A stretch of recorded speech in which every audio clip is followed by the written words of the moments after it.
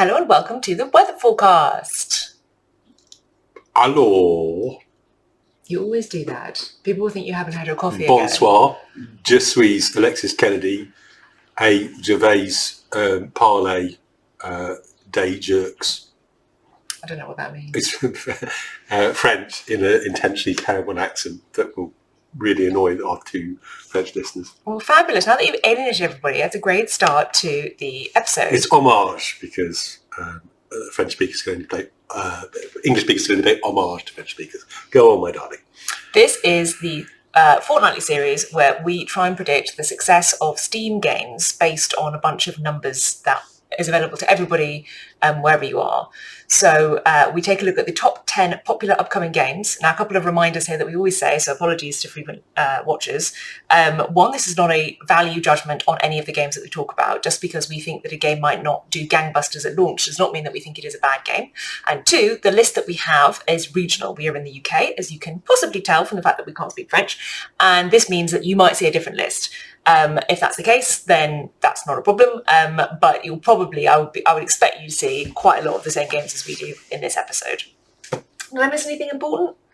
Only that we do sometimes entire minutes of research, so don't take our numbers too seriously. We always review our numbers next time to see how we've done. But we're doing quite well, though. I think we're doing fairly this week. I think was a really interesting mix in terms of both the actuals that we have from last episode's predictions.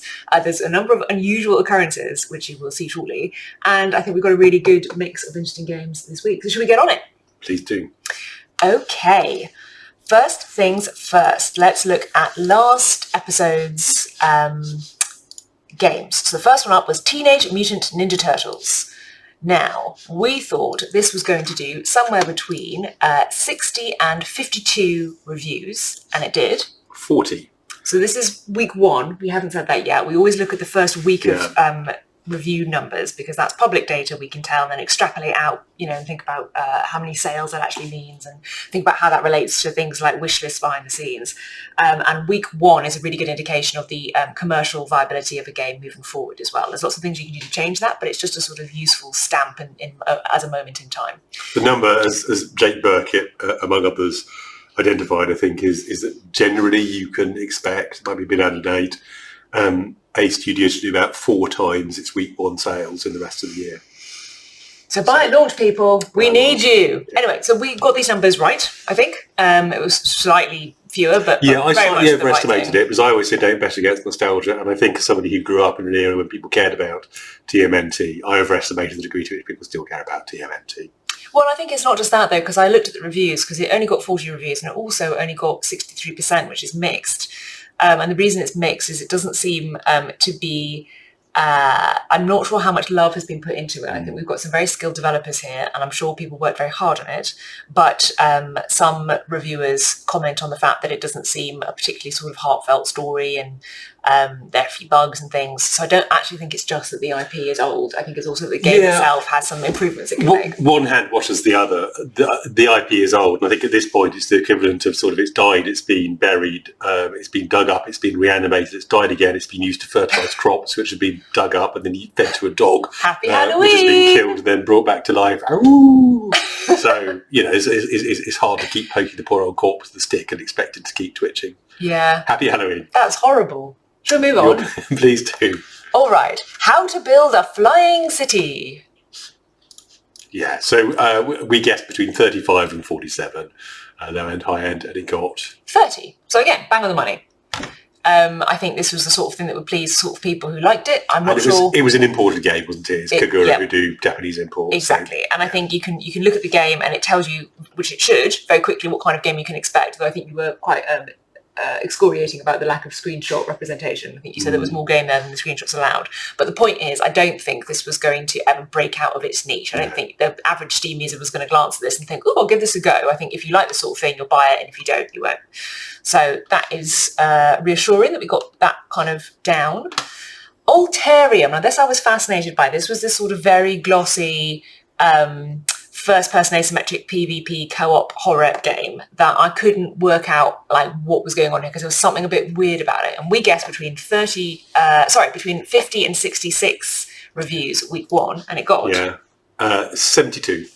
So a little bit better, mixed reviews. I think the phrase I said or have said is that players of co-op games are picky and sticky. So there's lots of co-op games out there. Such a good phrase. And they tend to stick with well, you know, obviously people experiment and try out, but you'll stick with the one your friends are already playing that you know. I don't know how willing people are to experiment, and this just didn't get a enormous amount of traction for the amount of money that's clearly been put into it. But again, you know, 76 reviews is not a disastrous first week, and it didn't look like this was something they're betting the studio on. We were not really clear what the studio was doing. But I'd be surprised if it's much below their expectations. I hope so, because expectation is always the kind of killer when it comes to a developer feeling how they feel about launch. The numbers don't intrinsically mean anything in terms of week one review numbers. It means a lot if you are a AAA studio and you sell 5 copies, but if it's your first time making a game and you're an indie dev, then maybe 5 copies is all you wanted, and all you've done is prove that you can actually deliver a game commercially through Steam, right? Which is an amazing achievement. The one thing I will say is I think you talked last episode about the critical mass you need when you have multiplayer games, and from reading the comments, that's partly why it's in mixed, because it didn't seem to achieve the critical mass. So a lot of people were playing with bots, and the price point seems quite steep. It's already on 40% off, which is not normally a great sign. I mean, it'll be 40% off because it's Halloween, but normally the rule of thumb is when you launch, you wait a while before you discount, and you start off with smaller discounts. So I don't know if that's a sign the devs actually are disappointed and are trying to make some more excitement. Or just they thought Halloween's a good match, which is exactly. So who knows? But you know, there is that. Now we're on to Railroad Corporation 2. We guessed between 300 and 367 reviews, so we thought this was probably going to be the most successful, the second most successful game in last episode's batch. But in fact, it only did 79. And ironically, 79%. It's not ironic, just you know, coincidence, 79% rating overall as well. So I'm honestly surprised by this. I thought that if you liked a train game, you'd be excited by this train game. But evidently something hasn't... I think I have an analogy here, which I think is very good, and I'm afraid is going to annoy you. I'm going to say in an annoying way. So you know you like Star Wars? I will fight you, sir. Please just confirm to the viewers. My wife likes Star Trek. Thank you. I'm a Trekkie. And there are people in the world who with Star Wars and Star Trek, it's basically the same thing. And every time I find myself talking about train games as a non-train game player, is that I'm what aware we sound like? I might be coming across as you know, people with AK Railroad Corporation. That's completely different from because of this important. So I think it's a highly variegated market and audience that looks homogenous from outside, and it isn't at all. Oh, well, I feel silly now. I apologise if anybody has been watching our videos and thinking Lottie's an idiot, she doesn't know anything about train games. You're right, I don't know anything about train games, but I wish them well. It was only localised in two languages. I think you called that out as well. Yeah, only in English and Ukraine, presumably because the developers are Ukraine, Ian, which will limit their ability. But I don't think that was it, because the numbers that we drew from were the wishes numbers, well, the follower numbers behind that we could see. So I think, you know, I would have expected a higher number. It wasn't us going out on a limb here. But it's only early access. They got bags of things to build on here. So it's absolutely not a major issue for them, hopefully. But yeah, that did worse than we expected. Now on to one of the more talked about games from the recent Halloween glut, Worshippers of Cthulhu. Yeah, I'm pleased with our predictions here. I think mine was a smidge closer than yours, but the result was pretty much halfway between what we guessed. So you predicted 450, I predicted 250, and it came in at 331 reviews week one. Nice. And I'm pleased because there were a lot of interesting conflicting signals about this. You know, you don't bet against Cthulhu. It had a fairly successful demo. It was early access. It wasn't clear how the design was going to hang together. Turns out the design hangs together just fine. It's 90% positive. They've done well. I would imagine they're pretty pleased with this. They should be. That's a really good launch. Their last review, the last game hadn't made this many reviews, hadn't made this many sales, presumably. Yes. After 4 months. So well done Crazy it. Goat Games. Also, I usually go by just the numbers that I can see from follow accounts and from other publicly available data. But in this one instance, I decided to be brave, and I'm glad I did, because the numbers that the follow account was implying to me would be around 963 reviews week one. But I made an editorial decision to cut that in half because I just thought that was such an unusually large number, and I thought there were some question marks over this. So it's nice to know that my dev instinct, having worked in the industry for a decade, is not totally made up. I agree. I think this is an example of the dog factor that you sometimes talk about. Oh, the people wish list. Yeah, so people see a dog and they wish list it because they think, oh, game with the dog, and they don't actually want to buy it. Exactly. And people who like Cthulhu say, oh, Cthulhu, and they wish list it, and then maybe they don't want a city builder when they get to it. So the wish list numbers that we could project were higher than looked like it would be higher sales than it was in the end, but still a really, really good launch here. And hold that thought about the dog vote for later on in this episode. Right, Tormentia. This was the deliberately retro horror game by, I think, a single dev. And we guessed between, I think it was 50 and 58. Inexplicably, you haven't put your numbers in, so we're going to just whatever. But I think it was around that marker. Yeah. And it ended up getting 68. So a bit better, and it's a small studio, and it's obviously always going to be niche. I thought there was a possibility it might catch fire because there's a lot of stuff in here, a lot of refs that people go and don't because it's nostalgia, but it just didn't have the traction. So. But, Contra, even though it only, in inverted commas, got 68 reviews, it did get 93% positive. So clearly the developer has made a really good game and it has resonated with the people. And it is a small dev, so again, this is a success for a small dev. So I think this game's problem is visibility, not something like design or... And I would expect it to have a solid long tail and provide good eating for the small dev who's working on it. So he was wonderfully named Astrophel Moore. Good luck to you. That's his name.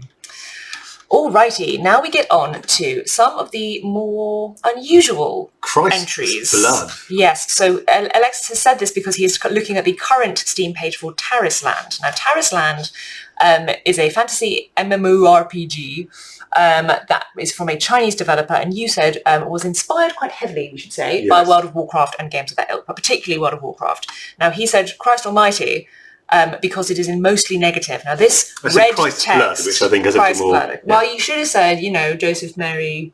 Jesus, Mary, Joseph, and the wee baby. The wee baby donkey. Yeah.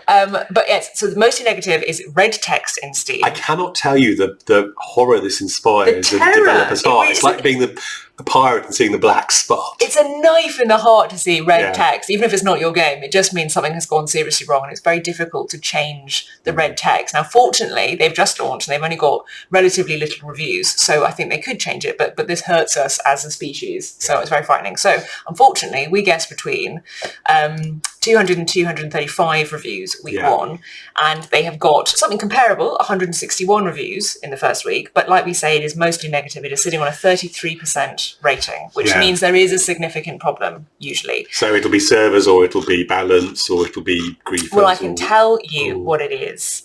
Actually, gacha. Oh yeah, it's gacha.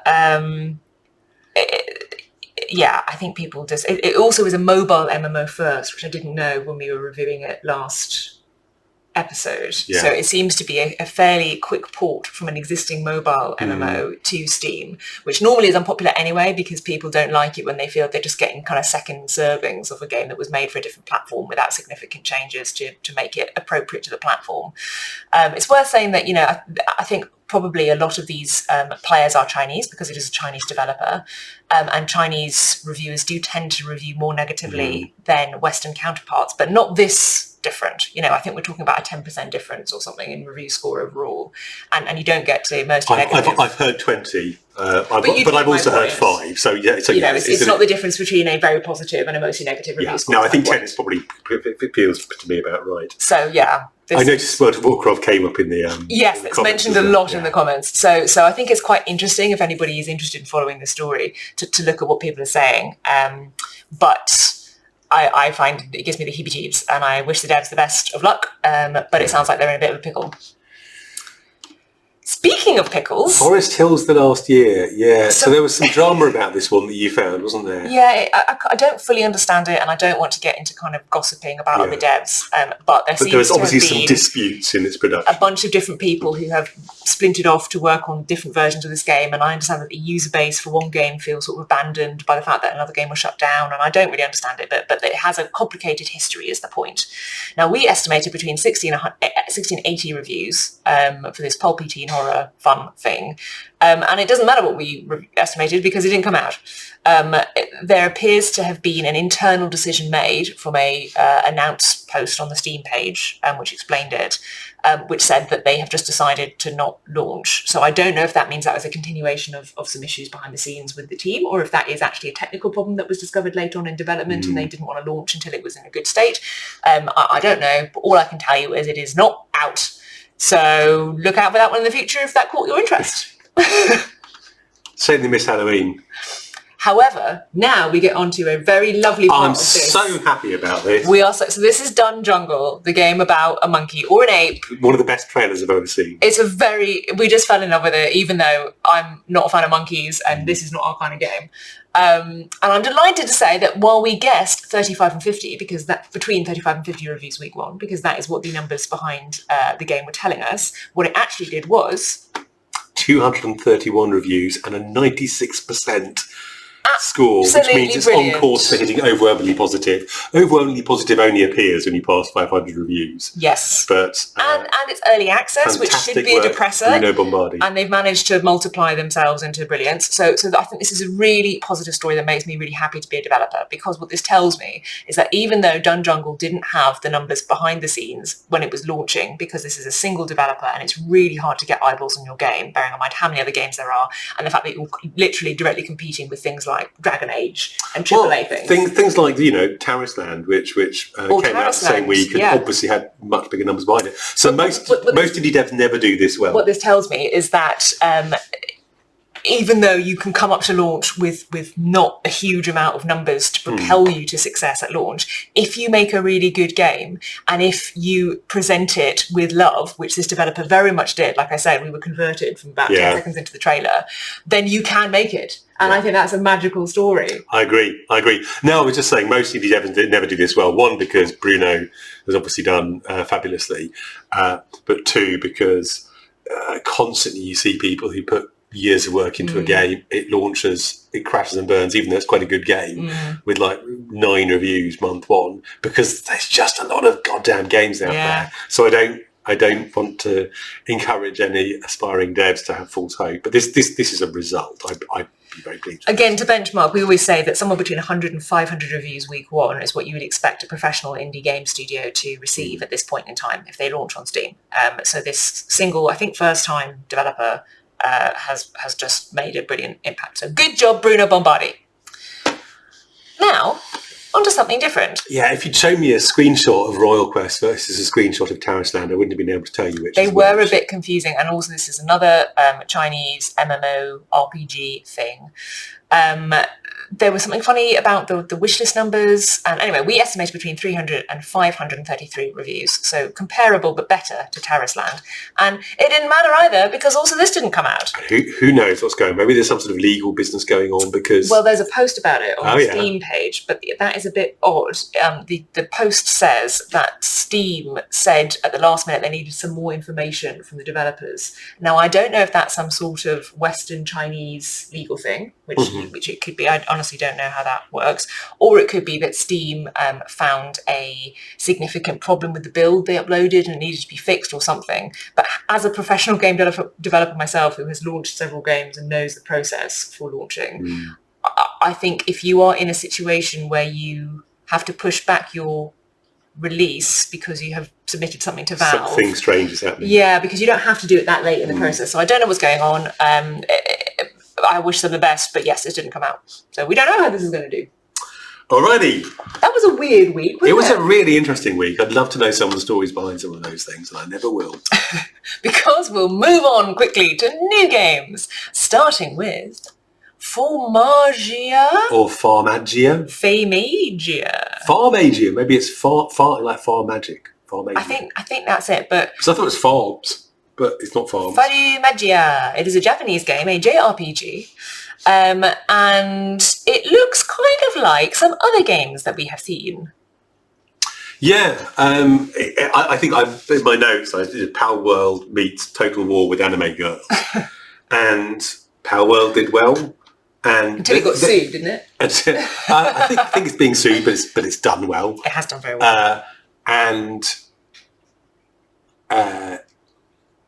This has got a famous manga artist attached to it, which I don't think is likely to be a big uplift. I've never seen that. I've never seen that really make a difference. Obviously, if you have a famous person attached to a game, then that doesn't hurt necessarily. But I don't think people buy games because they are associated with somebody. Certainly somebody who isn't a game developer. You might buy a Yoko Taro game because you really like Yoko Taro, but I've never seen somebody buying a game because they like the manga artist associated with it, and that really making a difference between the actual success story of the game.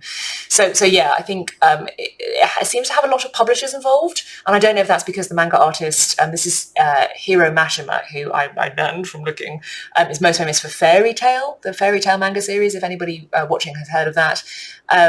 So I don't know if that's because he has lots of publishers whose IP, they want to have a stake in this game, or if it's just a game that has been through a complicated production process. But I raise my eyebrow slightly at that. I've never seen multiple publishers make it better. It usually just makes it a bit more complicated.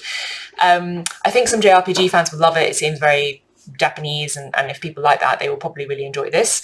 I don't see this expanding much beyond the existing JRPG fan base, to be honest, and I also don't see a huge amount of buzz about it behind the scenes. So I am only going to guess 126 reviews week one. Well, I think on the one hand, the Farmagia base game also comes with the digital exclusive DLC Toytan skin, Jolly Snowtan set. But as again, big opportunity. But as against that, I saw a comment on the forums that said, this game releases in still less than a week, and we still don't know if we can get married. If we can get married, we still don't know if we could have children after we get married. Obviously this is these are questions we need answered. Yeah, so who knows? So all up in the air. I actually think, inexplicably, I don't really know what that's so far, but I think this one's got some oomph, so I'm going to guess 150. It does look polished. 152 reviews. We've got an extra 2 reviews because of the Farmagia base game also comes the digital exclusive skin, Jolly Snowtan set. Game 2, Haven and Hearth. This is really interesting. Mm-hmm. Both of us went on a bit of a deep dive and found some of the same things looking at our notes. So this is originally a really venerable game. Is it? Yeah, they say since 2015. Yes, I don't understand the history of the game. So this is a Java web game. Zoinks. And they said this game's been playing its current form since 2015, but I found on a browser post on Reddit in a browser. Right. Post on Reddit that suggested it's been around for at least 12 years. So this goes back to the original era of web games, and that accounts, I think, for the unusual art style. And for the fact that it seems to know exactly what it is, which I was really surprised by. When you read the Steam page on this, it has the most detailed description of exactly what's going into this, which is not unusual. Like, you'd expect a developer to know the details of their game when they're launching it. But early access, you would expect also there to be a little bit of kind of like fluidity in the game design at this stage, because it's not ready. That's the whole point of early access. It's not yet 1.0, but that explains it. And they make a point of saying that this, as far as they're concerned, it's eternal alpha, and they're going to be very relaxed about it leaving early access. I think they sort of say speculatively 5 years. Yes. But I'd be surprised if, obviously they're doing the thing they're doing. It's a dev team of 2. So they can probably afford to survive. Well, and it's free to play, which tends to be a sort of more sustainable long-term model, even if traditionally Steam players like that less. Yeah, and what they appear to have done is they just basically connected it via Steam, and the Steam client, I think, is just wrapper for the browser client. So they're doing something entirely sensible. I think if you've got a successful web game, then it seems like a no-brainer. To do with the modest technical challenges of getting it working through Steam, because then you've got another storefront, so why wouldn't you? And I was struck by, when I looked at the back end, the publicly available numbers on things like follower count, they don't have many followers, but as far as I can tell, they got all those followers in a month.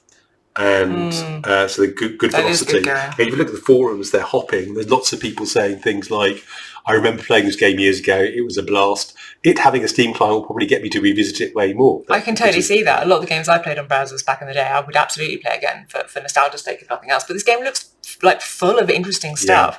And I also think the whole business model is interesting. Like they do seem quite like a renegade duo. On their website, the only thing they say about themselves is that they specialise in permadeath and forum drama. And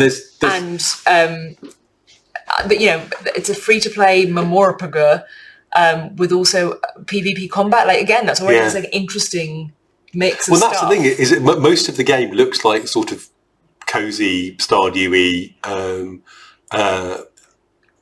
game that probably has a witch in it somewhere, but it's got open PvP combat, which you can't turn off. They make a real point of that. And I just wanted to read you something I found on their homepage, which shows the vintage of this game. Oh, yes. The FAQ, one of the questions is, your homepage is written in really neat XHTML. What program did you use? Front page or Dreamweaver? Dreamweaver. If you have to be pretty vintage dev to recognise the front page as Microsoft's answer to Dreamweaver, or a time when anybody cared about XHTML. But I recommend poking around their website because it is a visit to an earlier stage of the web, but they've just clearly been keeping it going all this time. I'm really interested by this as a whole package. I'm only going to estimate 89 reviews week one because it might have a really mature audience who love it, and I hope they do really well. But I don't think that they have got loads of marketing oomph behind the launch. But I'm definitely keeping an eye on this one to see what it does. I think I'm going to go for 120 because they've got a solid audience that goes back years. They've got recognition, and it's free. So yes, very good point. Yeah, I think 120, and I wouldn't be surprised if it does a bit better than that. Good luck to you, Haven and Hearth. Coffee, please. Or I should probably say, coffee, please. I was watching the trailer for this and I actually found myself feeling more relaxed. And I think that bodes very well for this game. I don't think games about coffee should make you feel relaxed. I think that's ontologically Well, I'm glad that you mentioned this actually, because I would like to call out and officially complain about the screenshot number 6, the last screenshot, which shows a clear list of teas. Now, we are British people, and I would like to tell you that this is not a complete tea list. I don't care what's under the other unlocked teas. Every tea list starts with English breakfast, followed by some variant of Earl Grey, Lady Grey, Assam, you know, Lapsang Souchong, whatever you like. But this matcha latte is number 1. What's that about? Matcha's much tastier than tea. Also, it's presumably not a British developer. I'm going to go out on a limb here and suggest that it's somewhere in Asia. Anyway, this is a very relaxing, cute cat cafe. Well, it's not a cat cafe, it's a coffee shop with a cat in it, but the cat makes an appearance, as you can tell from all the art. And the whole vibe is, you know, relax, run your coffee shop, put some plants in it. It's all cool. And I think that's capturing a real moment in games. I agree. There have been a couple of occasions before when I've seen a very similar game. I think even before we started doing these casts, when we were doing estimation on our own, and I really underestimated the appeal because I quite like cine games, and this sort of intentionally low-key relaxed thing. I'm like, where's the gameplay? And I massively underestimated it. The big outlier that I think shocked us into having more time for games like these is Spirit City Lo-Fi Sessions, which we I think looked at before we started recording these conversations, but still that estimated week 1 reviews before it launched, and that just did gangbusters again because you're right. There's clearly a big market of people who want a deliberately calm. That Spirit City Lo-Fi was a different kind of offering, wasn't it? This is actually a game you play full screen. Totally, but I'm just saying that it's got similar vibes, and I think it gets them perfectly. It's also available in 24 languages, which I think tells you it's ambitious. You know, there's absolutely no barrier to this succeeding. So it seems to be having really good numbers in terms of follower count. So I'm going to guess 256 reviews week 1. I was going to guess 250 reviews week 1. The stakes are high on coffee, please. But yes, good luck to them and their cosy autumnal game. Now on to something very different. HackHub. Free trial. So yeah, this one it's a very intentionally crunchy hacking sim. I think these often do quite well on Steam because it's full of nerds. And I was surprised to see their previous very similar game only had 8 reviews and has been out for, I think, a year or so. But this time around, they've got a publisher, they've got some traction. I think it might do better. The publisher, to stereotype wildly, is, I've looked into them a little bit, they're a publisher in Poland with a bunch of veteran game devs. So I think they Polish games are often, again, quite crunchy. So I feel like there's a match there, and it might do a bit better. So I'm going to estimate 50 reviews week 1. That's exactly what I'm estimating. Okay, we do this independently, but that is a bit sus. But encouraging, right? Because the numbers that I could actually find implied more like 38, but because it's free, I increased it to 50. Contra, because it is explicitly a free trial, which I have to say as a gamer, not as a developer, as a gamer, I don't really like. I feel that's a bit stressful. I like going to a Steam page, and if it is a free version, there being a green button that says download the demo. I find it a bit stressful and a bit odd as a gamer to have a separate Steam listing that is explicitly a free trial, and then it just says wishlist the full game, because I'm a bit like, why don't you just have a demo? And it's that was only stressful. popular, but it became possible recently, wasn't it? With the Steam No, games? that's It was not the other way around. Yeah, so I always get this confused. So I again, then as a developer, I'm confused as to why they're doing it this way, and I'm sure they have a good reason. I'm not an expert in the kind of marketing benefits of using demos or free trials or whatever at all. But I'm just saying, as a gamer, I don't like it particularly, but I can see the benefits from a professional point of view of drumming up excitement for the other game.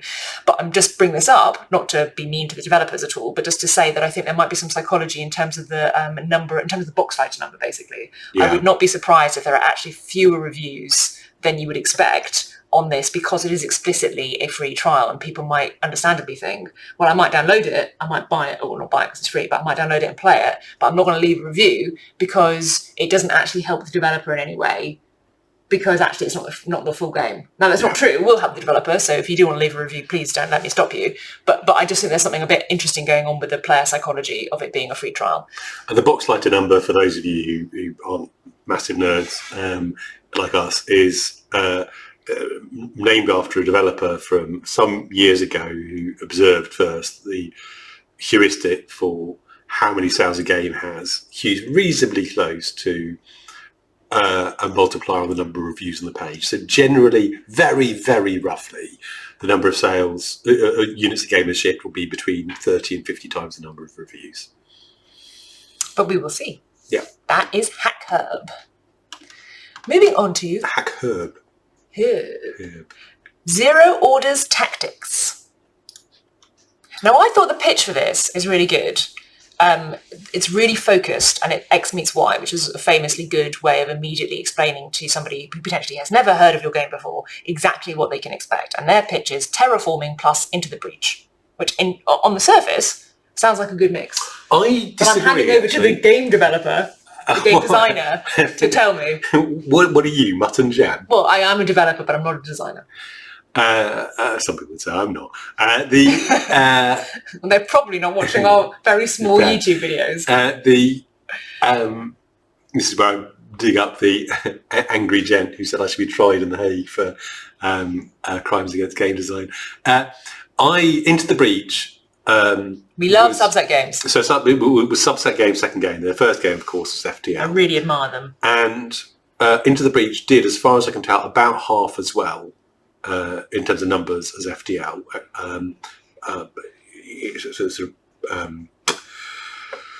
time for time, and it got a BAFTA for it though. And it got a richly deserved BAFTA, but it also didn't get quite the same love on Steam. It was it was a really well designed game, but it was just a much narrower appeal.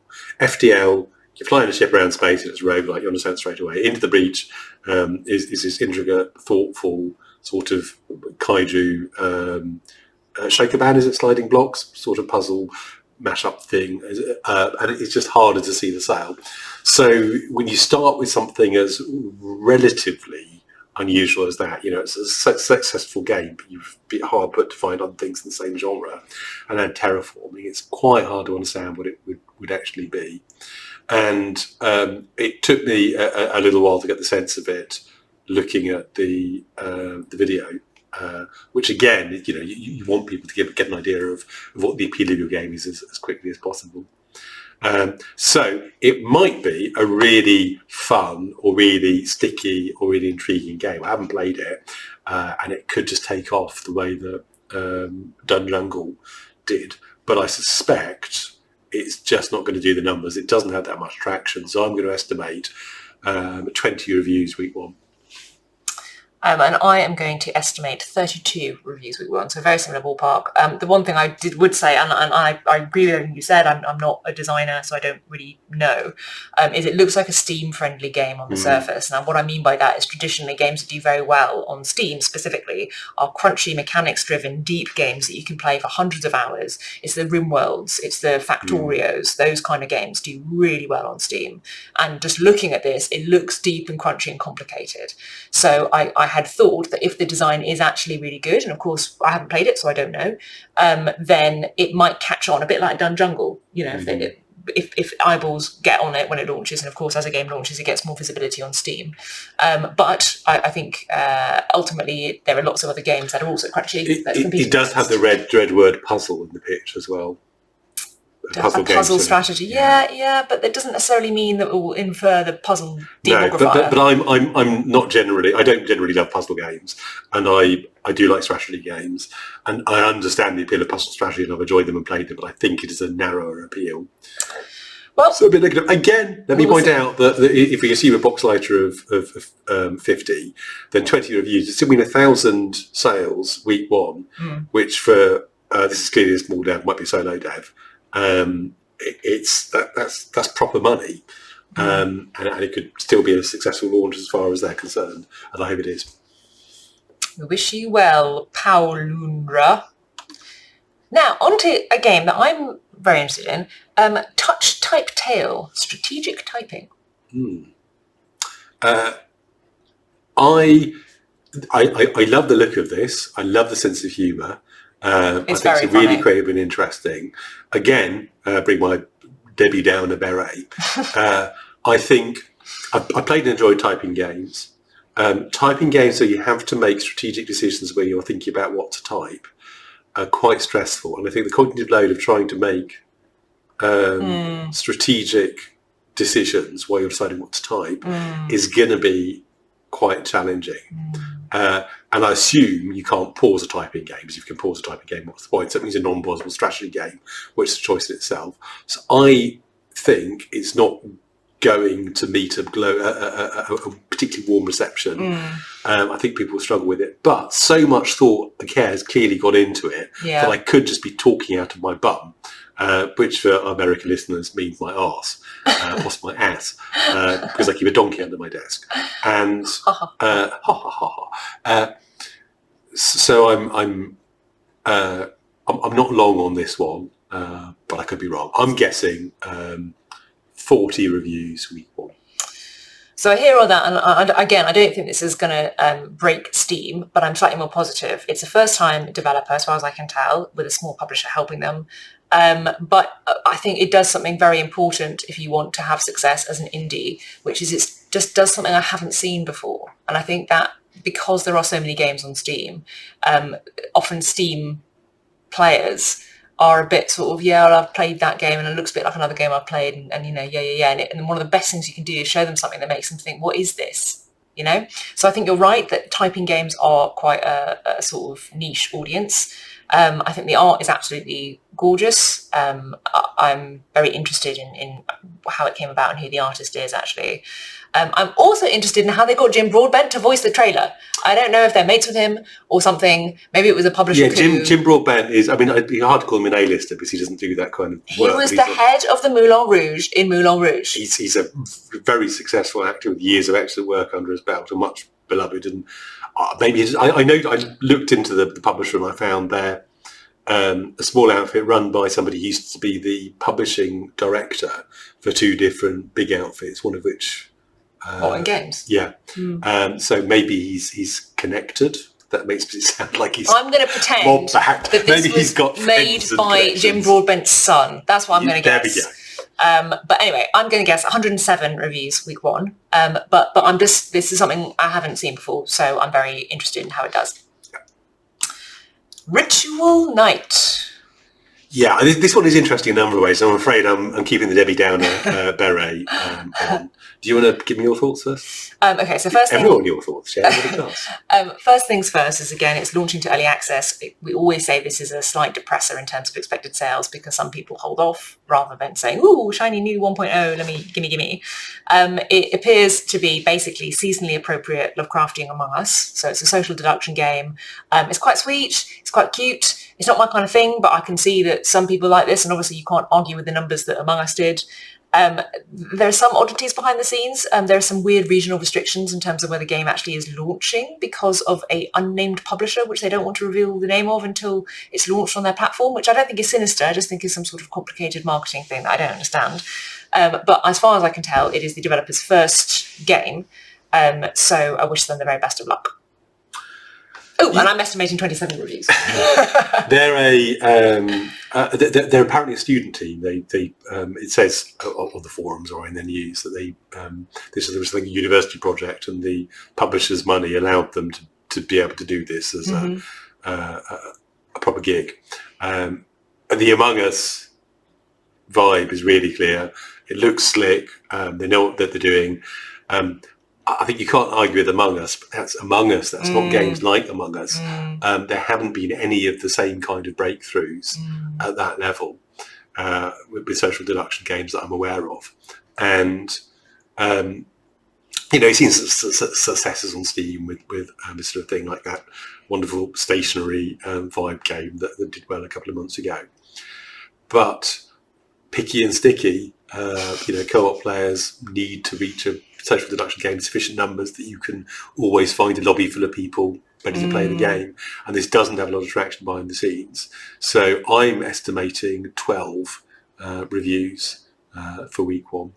If they're a student team with publisher money, then that's fine, because that will Well, it's funny, there's almost exactly the example that I gave at the start of this episode, that, if you are a single dev and what you're actually trying to do is prove that you can launch a commercially viable game on Steam for the first time. There's a hell of a lot of things that go into that, and that is a genuinely impressive feat in and of itself. But anyway, we wish them... It's early access as well, which, I don't think really matters with a co-op game, because you're not going to go in and say they haven't built any of the world west of the mountains yet. But I think it's another minor depressor, I guess. Now on to a very interesting one. This is, and I believe it's pronounced Munch. So I looked at this as a heavy metal roguelike. Or is it Munch? I don't know. I think it's a Could pun. be either. I think it's a pun. It's got the umlaut on it, hasn't it? Exactly. But only in the But that's because Steam doesn't let you. Yeah. Okay. I looked at it, so these guys are Swedish, and I looked into the studio and they're not. They're Swiss, which is a massive blow in the eye for the Swiss stereotype. And they're apparently work for Hearth studio, who've now done this as their first actual game. Which I imagine is why the art is so good. The art is beautiful and the animations are really nice. So I just want to call out the art team, whoever they are. I think it's fabulous. I think this looks pretty good. It looks polished, doesn't it? It does look polished. I think roguelikes are quite action roguelikes are quite a challenging genre to get started in. They don't have a publisher, they don't have a track record, they don't have great numbers, but they don't have bad numbers. So I think this one would basically follow the numbers I can project, and I'm guessing 85 reviews week one. Solid success. I think there is. I think it looks like a really polished game. I think it looks interesting. I think people who like roguelikes will like it, and it looks absolutely beautiful from a visual point of view. I think there are two things that are a problem for it.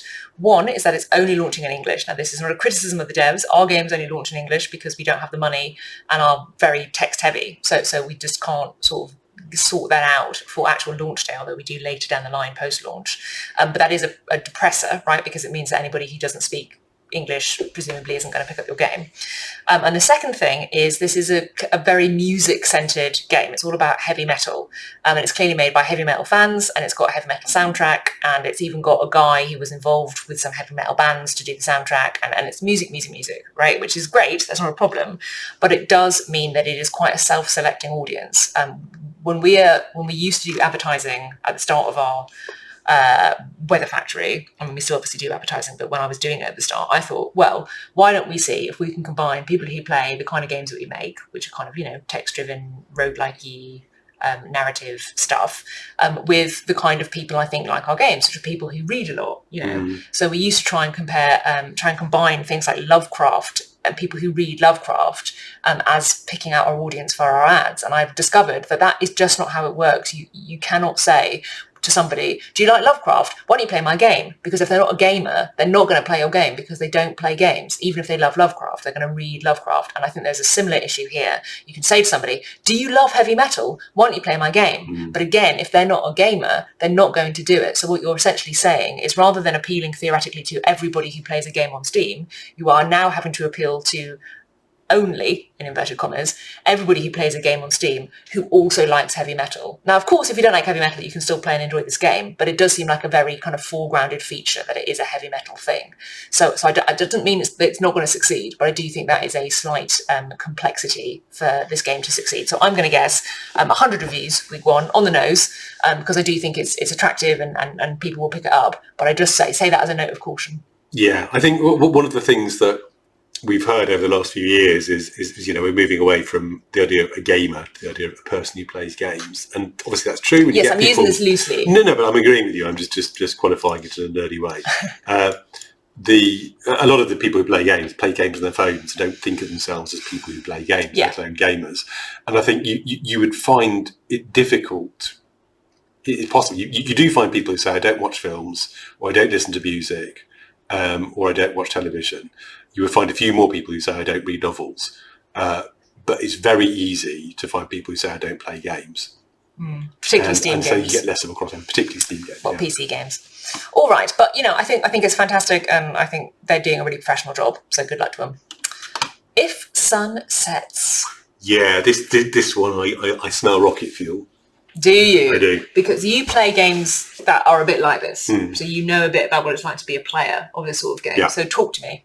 Well, I think so. There's a lot of survival games. It's now quite a mature genre. And one of the things that does well with survival games is a thematic hook that runs through the game. I've been playing Enshrouded and enjoying it recently. So this is in no way, I don't really connect with the developers. Not particularly, but one of the things I liked about Enshrouded is that you've got a particular menace in the game, which tends to hang out in low-lying parts of the terrain. There's a lot of gameplay a certain amount of gameplay about staying high. And night and day is also important just because it affects visibility and colours and things. This is obviously something similar, and this is a less innovative idea. You get attacked at night. Night is dangerous, goes back to Minecraft. But they're obviously being this thematic hook. It is an 8 dev team, apparently, according to their presence on the forums, which is, I think, a nice size for a game like this. It means they won't necessarily struggle with it the way the smaller studios who can't keep up with the demands of netcode struggle. They're being published by Smilegate, who are really big, I believe, Korean. They are Korean. The developers are Korean too, I think. They've got good presence on the forums. They're interacting with players from the minutes of research I've done in a sort of respectful, present way. They've got a lot of buzz on the forums. They've got Chinese players posting on the forums. And this is significant, I think, because Chinese players have limited access to Steam.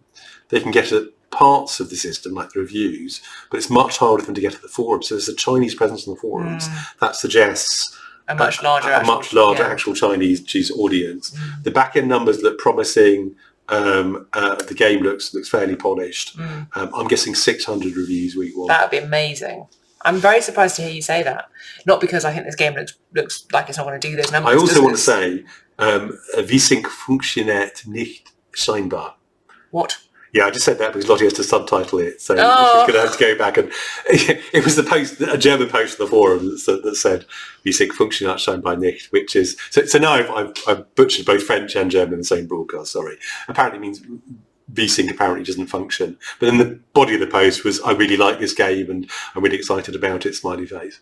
So it's just got good buzz. Also, there's people seem to be... I was going to say, I would like to just have somebody explain to me why the jellyfish are parachutes, because there's a bit in the trailer... Well, what are you going to use jellyfish as? There's a bit in the trailer where this team legs it to the edge of a cliff and jumps off, and I think, Jesus Christ, they're all going to kill themselves. And then they open these jellyfish, and they all sail off into the sunset. So, well, glide off into the sunset. So I don't know what's going on. Yeah, in terms of, I got distracted from my conceptual hook blither. And one of the things I was going to say is they made a point of saying the monsters come at night, and they look amazing. And this is because you are in a spooky island that has some sort of storyline attached to it that again sounds vaguely Lovecraftian and Halloween appropriate and all the rest of it. So yeah, 600, I'm guessing. So and usually I'm a bit lower than you, but in the same ballpark. I'm not a big survival game player, so to me this could have gone one of two ways. It could either be just like a lot of other games, in which case it might struggle to do the numbers, or it might be the new Valheim, which obviously did fantastically. The numbers that I found suggested just under 700 reviews week one, but because it's EA and because there's always a slightly difficult technical period post-launch with the biggest bugs and everything, I'm going to lower that to about 400 reviews week one, because 600 reviews week one would just be amazing, but maybe it's going to do it. We will see.